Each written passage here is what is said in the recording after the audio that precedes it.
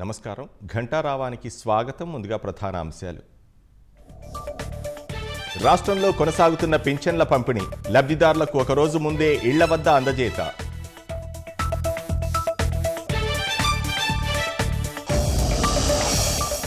అనకాపల్లి జిల్లాలో నిండుకుండల్లా జలాశయాలు. ఖరీఫ్ సాగుకు ఢోకా ఉండదని రైతుల ఆశాభావం.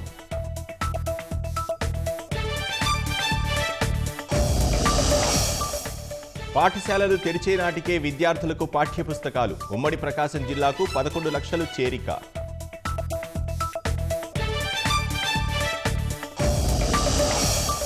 పాకిస్తాన్కు గూఢచర్యం కేసులో మరో వ్యక్తికి బేడీలు. మహారాష్ట్రలోని థాణేలో అరెస్టు చేసిన పోలీసులు.